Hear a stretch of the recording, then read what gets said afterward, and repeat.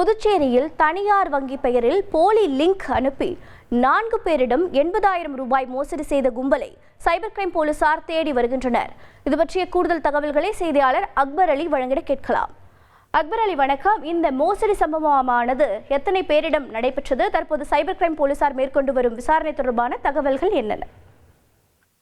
புதுச்சேரி தனியார் வங்கி பெயரில் போலி லிங்க் அனுப்பி 4 பேரிடம் 80,000 மோசடி செய்த கும்பலை சைபர் கிரைம் போலீசார் தேடி வருகின்ற நிலையில், மேலும் வாட்ஸ்அப்பில் வங்கிகளின் பெயரில் வரும் போலியான லிங்கை தொட வேண்டாம் என போலீசார் எச்சரிக்கை விடுத்துள்ளனர். புதுச்சேரி மேட்டுப்பாளையத்தைச் சேர்ந்தவர் வெங்கடேசன். இவரது வாட்ஸ்அப் எண்ணிற்கு தனியார் வங்கியின் லிங்க் ஒன்று வந்தது. அதனை வெங்கடேசன் பதிவிறக்கம் செய்து தனது வங்கி விவரங்களை பதிவிட்டார். சிறிது நேரத்தில் வெங்கடேசன் வங்கி கணக்கில் இருந்து 23,000 ரூபாய் மோசடி கும்பல் எடுத்துள்ளது. இதேபோல் ரெயின்போ நகர் விக்னேஷ் என்பவரின் வங்கி கணக்கில் இருந்து 27,000 ரூபாயும், புதுச்சேரி கிழக்கு சன்னதி வீதி கிருஷ்ணகுமாரிடம் சார், என்னோட ரெசிக்னேஷன். எதுக்கு? நானே ஜாப்ஸ் உருவாக்கி பாஸ் ஆகலாம்னு இருக்கேன். எப்படி? பாஸ் வாலா பி தி பாஸ். 19,500 மற்றும் ராஜேஷிடம் 10,100 மோசடி செய்துள்ளது இந்த கும்பல். புகாரின் பேரில் சைபர் கிரைம் போலீசார் வழக்கு பதிவு செய்து தற்போது விசாரணை செய்து வருகின்றனர்.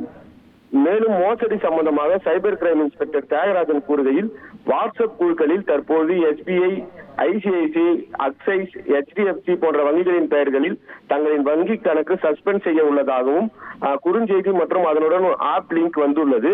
அது இணைய வழி குற்றவாளிகள் தங்களிடம் பணத்தை பறிப்பதற்காக உருவாக்கிய போலியான லிங்க் மற்றும் செய்தியாகும்.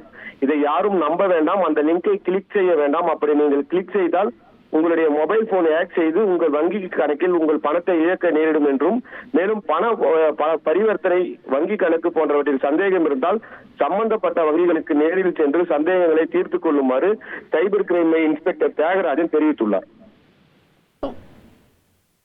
உங்களுடைய தகவல்களுக்கு நன்றி அக்பர் அலி.